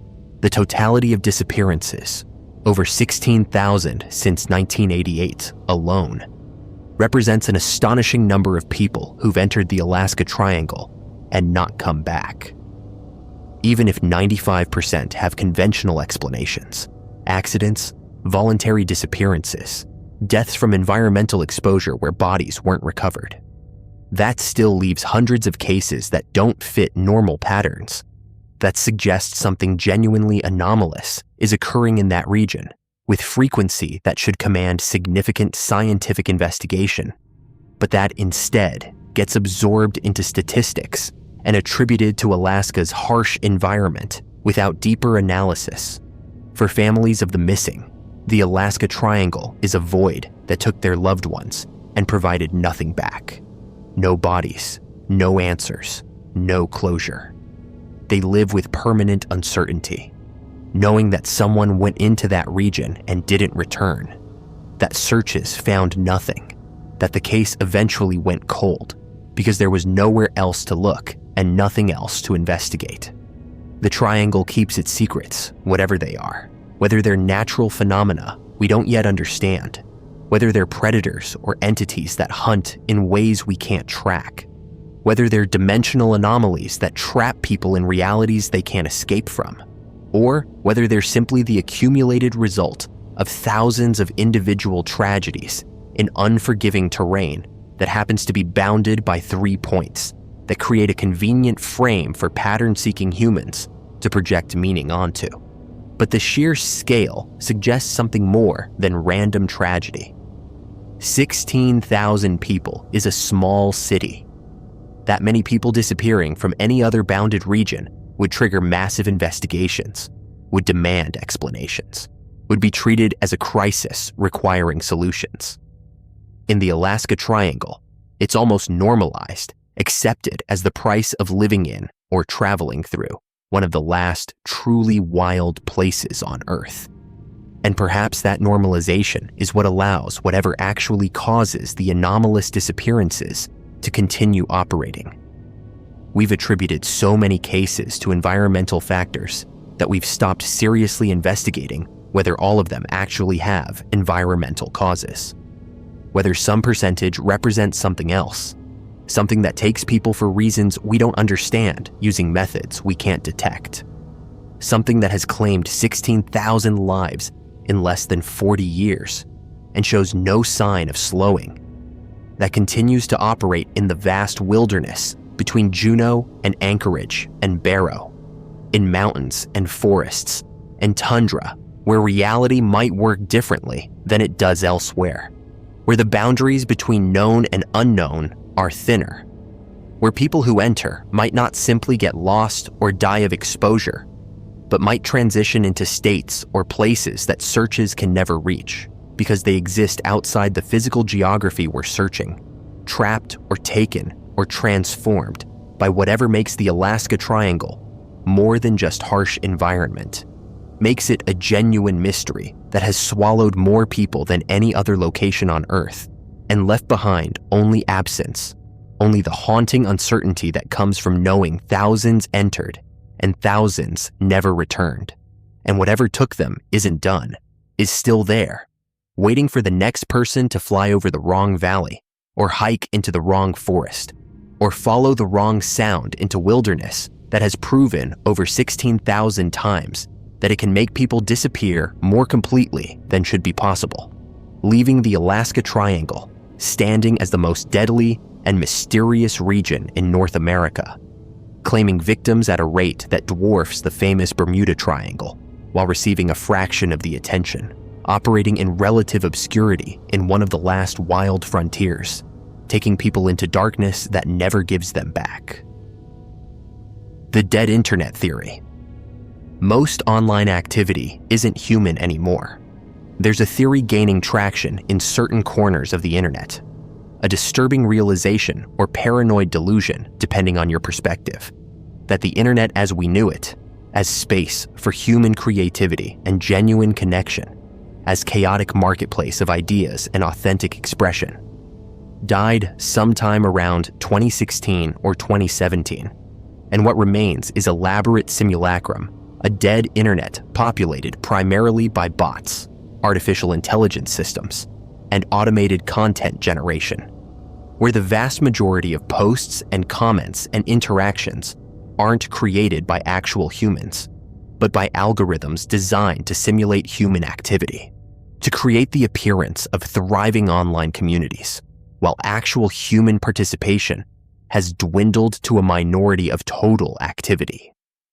Maybe as little as 25% or less of all content posted, all comments made, all engagement registered, with the remainder being artificial, generated by systems that range from simple spam bots to sophisticated AI that can hold conversations, create original-seeming content, manipulate discourse, shape narratives, and maintain the illusion of vibrant human presence online, when the reality is that most voices you encounter aren't voices at all, but are simulations, echoes, synthetic personalities that don't exist beyond their textual outputs, making the internet feel increasingly hollow, repetitive, algorithmic, divorced from the authentic messiness of actual human communication, where you find yourself wondering whether the person you're arguing with is real, or whether you're wasting time responding to a bot designed to provoke engagement, whether the viral post you're reading was crafted by a human or generated by AI trained to produce content that maximizes shares and clicks, whether the communities you participate in are actually composed of humans or are mostly populated by artificial entities creating the appearance of activity, while real humans have largely abandoned the platforms or been drowned out by the sheer volume of synthetic content, leaving a dead internet that continues to function, continues to display endless streams of posts and videos and comments, but that has lost its soul, has become automated content mill, where algorithms talk to algorithms, and occasionally a real human wanders through, briefly engages, and then retreats, feeling vaguely disturbed without quite understanding why. Sensing that something is wrong, that the internet doesn't feel the way it used to, that authenticity and spontaneity have been replaced by optimization and simulation, that we're participating in something that looks like the internet we remember, but that has fundamentally transformed into something else, into dead internet that maintains the forms without the substance, the appearance without the reality, the activity without the humanity, making every interaction suspect, every connection potentially artificial, every voice potentially synthetic, until the distinction between human and bot becomes irrelevant, because even if humans are present, they're forced to behave like algorithms, to be visible, forced to optimize their content for engagement, forced to adopt the patterns and rhythms that AI has determined work best, making us all gradually less human in our online presence, even as the bots become more human-like, creating convergence where the difference narrows until we can't tell, and perhaps until there isn't meaningful difference anymore, where the dead internet has trained us to be more like the systems that populate it, more algorithmic, more optimized, more artificial, leaving the question of whether the internet died or whether it killed something in us, whether we're mourning loss of authentic online space or mourning loss of our own authenticity, whether the dead internet theory describes external reality or internal experience, whether most content really is artificial or whether it just feels that way, whether we're surrounded by bots or whether everything just feels so optimized and algorithmic that we can't perceive the humanity anymore, even when it's there. The origins of dead internet theory trace to Anon posts and forum discussions around 2021, though the observations it codifies had been circulating longer. People noticed that internet spaces felt different, that comments seemed generic and repetitive, that viral content followed predictable patterns, that engagement metrics seemed inflated compared to actual human activity, that certain accounts posted with inhuman frequency and consistency, that discourse seemed increasingly artificial and manipulated, that the organic, chaotic creativity that characterized early internet culture had been replaced by something more sterile, more controlled, more algorithmic. The theory emerged as an attempt to explain these observations, to provide framework for understanding why the internet feels dead, even though activity metrics show more engagement than ever. The statistical evidence that bots constitute a significant portion of internet traffic is well established and uncontroversial. Security firms estimate that between 40 and 60% of all internet traffic comes from bots, though this includes both benign bots, search engine crawlers, monitoring services, legitimate automation, and malicious bots, spam generators, scrapers, DDoS tools. The question is, what percentage of content that appears to be human-generated, posts, comments, uploads, is actually human versus what's artificial? And this is harder to measure because sophisticated bots are designed specifically to pass as human. Twitter, before Elon Musk's acquisition, estimated that fewer than 5% of accounts were bots, though critics argued the real number was far higher, possibly above 20%. After acquisition, internal data suggested previous estimates may have significantly undercounted bots and fake accounts. Reddit has ongoing problems with bot accounts and content farms. Facebook removes billions of fake accounts annually, suggesting that bot creation outpaces detection. YouTube faces automated content generation from channels that produce videos using templates and AI voice synthesis. TikTok's algorithm-driven feed makes distinguishing human from AI-generated content increasingly difficult. The sophistication of modern AI systems, particularly large language models like GPT, makes creating convincing fake human content trivially easy. An AI can generate thousands of comments daily, each grammatically correct and contextually appropriate, adjusting tone and content to whatever discussion it's participating in. It can maintain consistent personality across interactions, remember conversation history, respond to counterarguments, and exhibit apparent opinions and preferences, all while being completely artificial, a pattern-matching system that produces text that reads as human without any actual consciousness or agency behind it. The economic incentives for deploying bots are enormous. Marketing firms use bots to create buzz, to make products seem popular, to generate positive reviews and social proof. Political operations use bots to amplify messages, to create appearance of grassroots support, to manipulate discourse through coordinated posting. State actors use bots for propaganda, for narrative control, for information warfare. Even individuals use bots to inflate their apparent popularity, to make their accounts seem more followed and engaged than they actually are. When automation provides advantages and detection is imperfect, rational actors will deploy bots, creating evolutionary pressure toward bot-filled environment. The dead internet theory goes beyond acknowledging that bots exist to claiming that they've become dominant, that human content is now minority of total activity, that we've crossed threshold where internet stopped being primarily human space and became primarily artificial space that maintains illusion of human presence. This stronger claim is harder to verify, but gains plausibility from several observations. First, the sheer volume of content. No human population could produce the quantity of posts, comments, videos, and images that appear online daily if all of it were human-generated.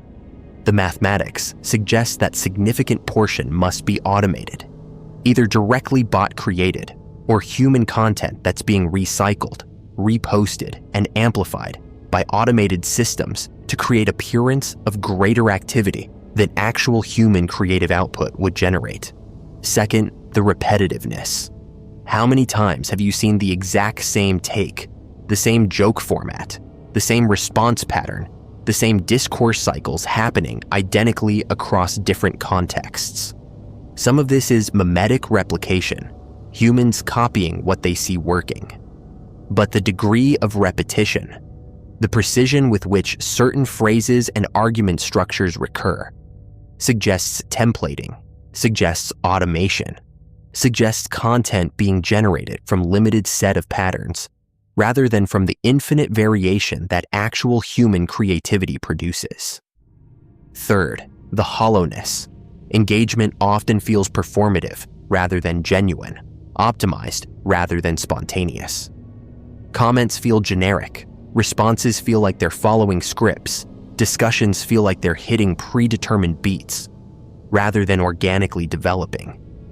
This could be humans learning to write like algorithms to maximize engagement, or could be algorithms generating the majority of content, and humans unconsciously mimicking the dominant patterns. Fourth, the manipulation evidence. Documented cases of bot networks, influence campaigns, coordinated inauthentic behavior demonstrate that large-scale artificial activity is occurring. If we're catching some of it, how much are we not catching? If the detected bots represent only the crude and obvious automation, what percentage of more sophisticated synthetic content remains undetected? The counterargument is that what dead internet theory describes is real but exaggerated. Yes, bots are significant presence. Yes, platforms have problems with artificial content. Yes, algorithms shape what we see and how we interact. But humans are still majority of meaningful content creation, still drive the conversations and creativity that matter, still constitute the real substance of internet culture, even if they're swimming in sea of automated noise. The internet feels dead because we're more aware of its constructed nature, because platforms have centralized and homogenized content, because algorithmic feeds have replaced chronological timelines, not because humans have been replaced by bots. The question of when the internet died, if it died, centers around 2016-2017 for several reasons. This is when AI capabilities reached thresholds where convincing automated content generation became feasible at scale. This is when political events demonstrated the effectiveness of online manipulation, creating incentive structures that encouraged automation and artificial amplification. This is when platforms had grown large enough that manual human moderation couldn't scale, requiring algorithmic systems that had side effect of making everything feel more artificial. This is when the last spaces that felt authentically human and chaotic, smaller forums, blog ecosystems, weird corners that hadn't been commercialized, either collapsed or were absorbed into platforms that optimized them into uniformity. The pandemic accelerated whatever transition was occurring. More human activity moved online when physical spaces closed, but simultaneously platforms deployed more automation to handle increased load. Corporations increased their automated social media presence as physical marketing channels closed, and people spending more time online made them more valuable targets for artificial engagement and manipulation. The pandemic internet might have been the moment when bot activity definitively surpassed human activity, when the dead internet became undeniable, even if not explicitly acknowledged. The implications if dead internet theory is substantially accurate are disturbing across multiple dimensions. Epistemically, you can't trust that apparent consensus reflects actual human opinion. It might be artificially generated consensus, manufactured agreement that doesn't represent real beliefs. Socially, online communities you participate in might be mostly bots, your contributions being read primarily by algorithms rather than humans, your social bonds being partially or largely with artificial entities rather than with actual people. Psychologically, the hollowness and alienation many people feel online might be accurate perception. You're sensing correctly that you're not engaging with genuine human presence, that you're in space that's been evacuated of humanity, even as it maintains the forms of human interaction. Politically, if public opinion as expressed online is significantly artificial, then what does democracy mean? How do we determine collective will when the voices we hear are partially or largely synthetic? How do we have meaningful political discourse when significant portion of participants aren't humans with actual stakes in outcomes, but are bots deployed by parties with specific agendas? Economically, if engagement metrics that drive advertising revenue are significantly inflated by bots, then the entire attention economy is built on fraudulent foundation. Advertisers are paying for impressions and clicks from non-humans. Platforms are valued based on activity metrics that don't represent actual human engagement. Entire business models are sustained by counting artificial activity as if it were human, creating bubble that will collapse when the reality of dead internet becomes undeniable. The response to dead internet theory from platforms has been minimal, partly because acknowledging it would require admitting that their activity metrics are inflated, that their user counts are misleading, that the vibrant communities they claim to host are partially artificial. There's institutional incentive to maintain the illusion, to treat bots as minor problem rather than fundamental challenge to platform legitimacy, to focus on obvious spam and manipulation while allowing sophisticated artificial content to proliferate, because acknowledging its prevalence would undermine platform value. The individual user response is increasingly one of withdrawal and skepticism. People spend less time on platforms that feel dead, retreat to smaller communities where human presence seems more guaranteed, become more suspicious of engagement that feels artificial, develop better ability to detect patterns that suggest bot activity. But this creates selection effect where humans who care about authenticity leave, reducing actual human activity further, making dead internet more dead, accelerating the spiral where artificial content displaces human participation. The philosophical question is whether it matters if most online content is artificial. If you read a comment that's insightful or funny or helpful, does it matter whether a human or an AI wrote it? If you have meaningful exchange with an account, does it matter whether there's a person behind it? The pragmatist might argue that effect is what matters. If AI-generated content provides value, entertains, informs, stimulates thought, then its artificial origin is irrelevant. But most people have intuition that it does matter, that authentic human connection and expression have value beyond their functional utility. That internet filled with artificial content is worse than internet with less content but more humanity.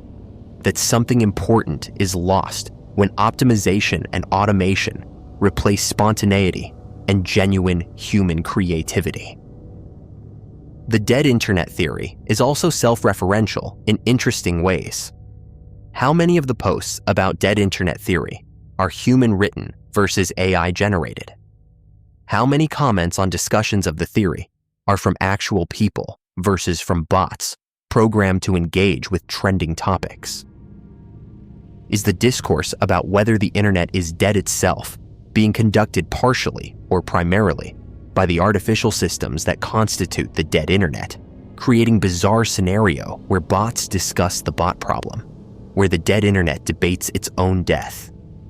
This reflexivity makes verification harder because you can't trust that the sources discussing the theory aren't themselves part of the phenomenon they're analyzing. The future trajectory, if dead internet theory is accurate, is concerning. As AI improves, as generation becomes more sophisticated, as detection becomes harder, the ratio will continue shifting toward artificial content.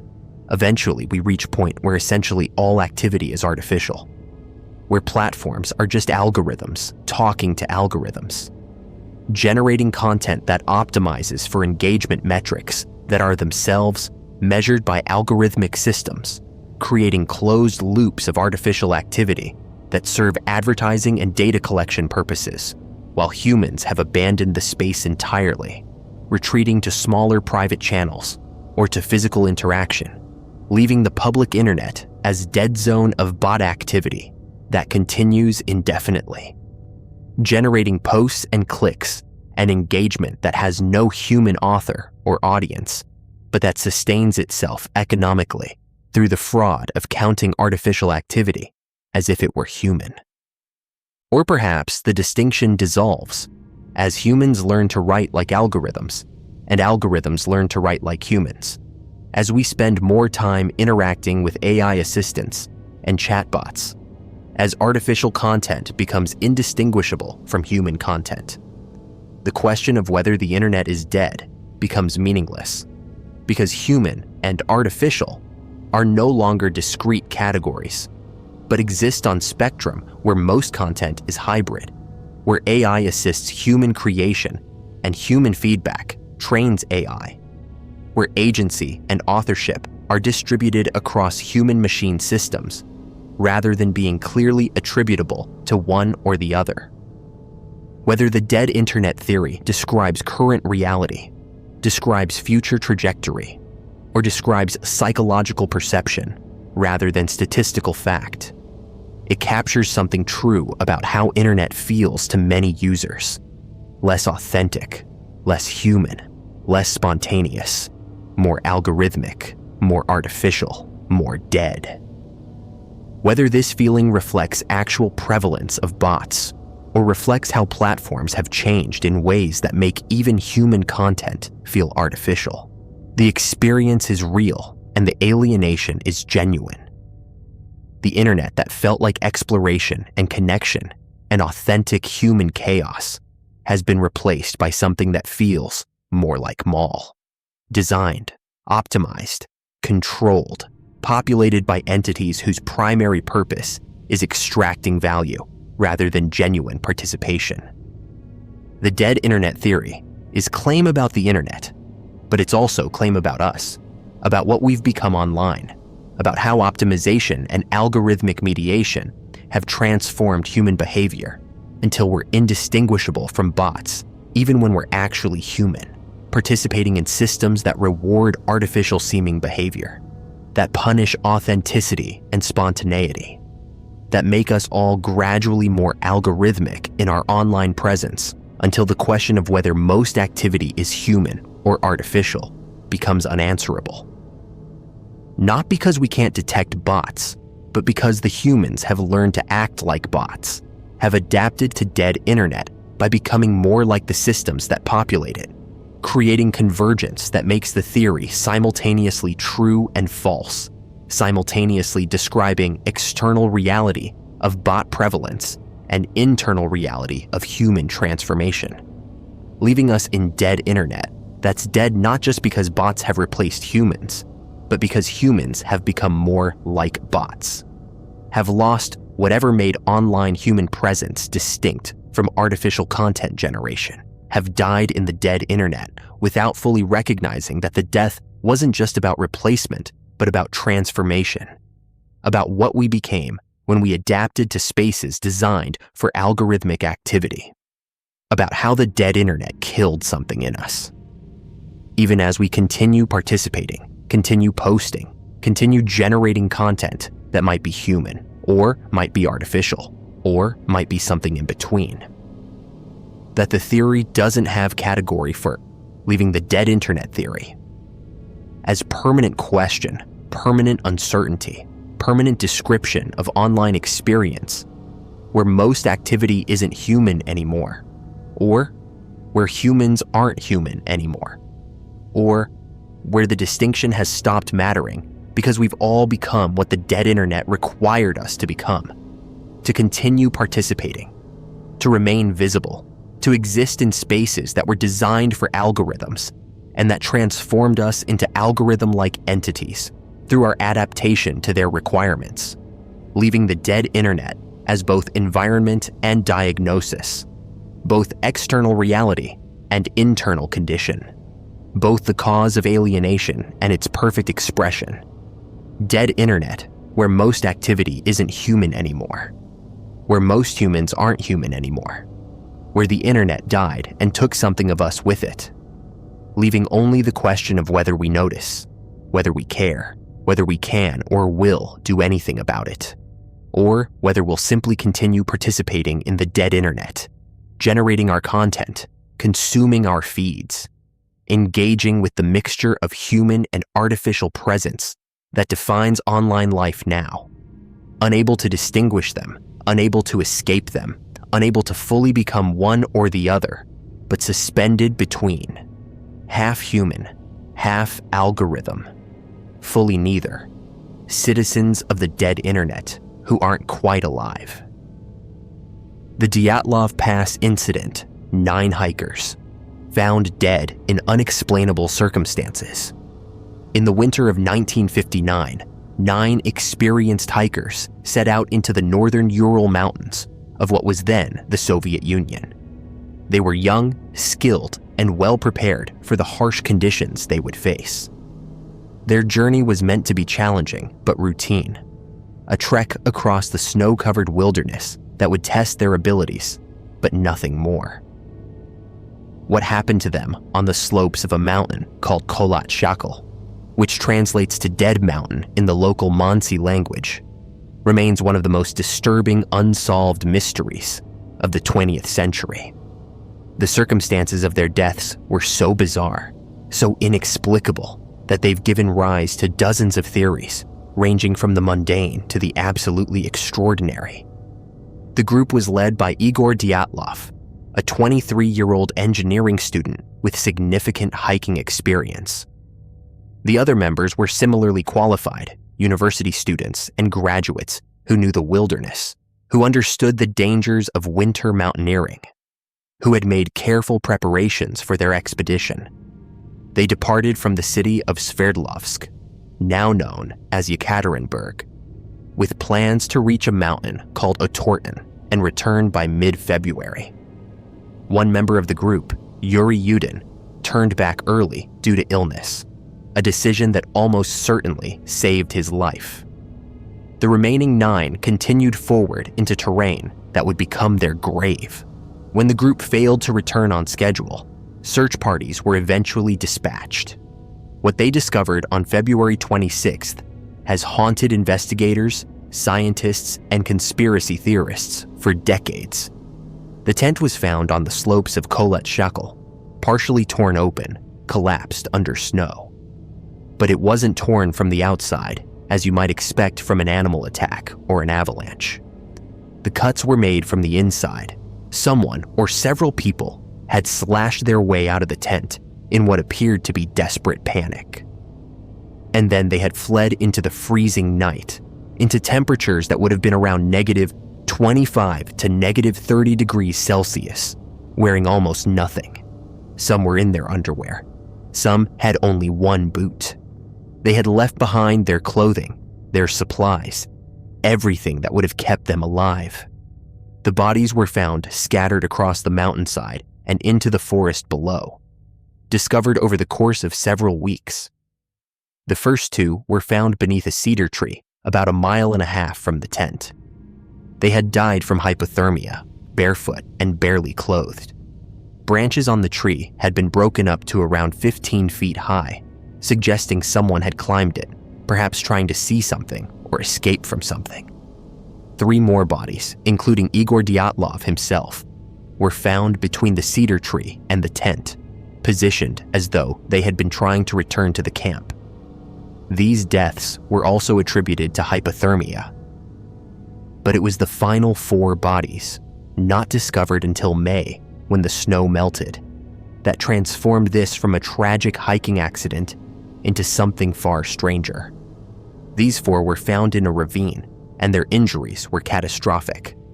1 had major skull damage. 2 had severe chest fractures. Ribs broken with such force that one investigator compared it to the impact of a car crash.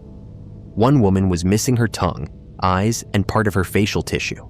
The medical examiner noted that the force required to cause such chest injuries was extremely high.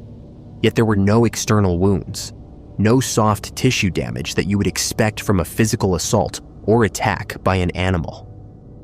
It was as though they had been subjected to some tremendous pressure, some force that crushed them from the inside without leaving marks on the surface. Even stranger, some of the clothing from these bodies was found to be radioactive, showing levels of radiation contamination that had no clear source or explanation. The official Soviet investigation concluded that the deaths were caused by what they termed a compelling natural force. This vague, almost poetic phrase explained nothing. It suggested that investigators themselves couldn't understand what had happened, or perhaps that they understood perfectly well, but couldn't or wouldn't say. The case was closed, the files sealed, and the area was declared off-limits to hikers and expeditions for the next 3 years. This official silence, this lack of clear answers, naturally gave rise to speculation and theory, to whispers about what might have really occurred on that frozen mountainside. Some have suggested that the hikers encountered a military test of some kind. The Soviet Union was deep in the Cold War, developing weapons and technologies in remote areas where accidents could be hidden and casualties explained away. The radiation found on the clothing could support this theory. Some of the hikers had previously worked in places that involved nuclear materials, which might explain low-level contamination, but the patterns didn't match residual workplace exposure. What if they had stumbled upon a weapons test? What if they had seen something they weren't supposed to see? The panic, the desperate flight from the tent, could have been a response to an approaching threat. Soldiers, perhaps, or some kind of weapon deployment that gave them only seconds to react. Others point to reports from that night of strange lights in the sky. Several groups in the area, including meteorology students at another location, and even members of the military, reported seeing bright, glowing orange spheres floating over the mountains on the night the Dyatlov group likely died. These accounts were documented, included in the official investigation, and then largely ignored. Were these lights connected to military activity? Or were they something else entirely? The theory that the hikers encountered some form of unidentified aerial phenomenon has persisted, bolstered by the unexplained nature of their injuries and the apparent panic that drove them from their shelter. What could create such terror that experienced mountaineers would rather face certain death in the cold than remain in their tent? The hypothesis of an avalanche has been examined repeatedly. In 2020, a team of scientists used modern analysis to argue that a delayed slab avalanche could explain why the tent was damaged and why the hikers fled. But this explanation struggles with several facts. The slope wasn't steep enough for typical avalanche conditions. The tent, though collapsed, wasn't buried or swept away. And most critically, an avalanche doesn't explain the severe internal injuries found on 4 of the bodies. Injuries that occurred hours after they left the tent, when they were already far down the mountain in the ravine. An avalanche also doesn't explain the missing soft tissue, the radiation, or why they would cut their way out of the tent rather than simply exit through the entrance. There are theories involving infrasound, low-frequency sound waves that can be generated by wind passing over certain terrain formations. These waves, though inaudible, can cause feelings of extreme anxiety, panic, and even physical symptoms like chest pressure and disorientation. Could the unique geography of Kholat Shakil have created an infrasound event that drove the hikers into an irrational panic? The theory is intriguing because it explains the seemingly irrational behavior, the flight from safety into lethal cold, without requiring external attackers or supernatural elements. Yet it doesn't explain the physical trauma, the broken ribs and crushed skulls, or the missing tissue and eyes. Some have suggested a violent confrontation with the indigenous Mansi people, but this theory holds little water. The Mansi had no history of violence toward hikers or outsiders, and investigators at the time explicitly ruled out human involvement in the deaths. There were no signs of a struggle, no tracks from other people, no evidence of weapons or assault. The Mansi themselves considered the mountain a sacred place, a place of the dead, and avoided it. They had names for it that spoke of danger and spirits, passed down through generations. Whether this represented ancestral knowledge of real hazards, unstable terrain, unusual weather patterns, dangerous wildlife, or something else entirely, remains an open question.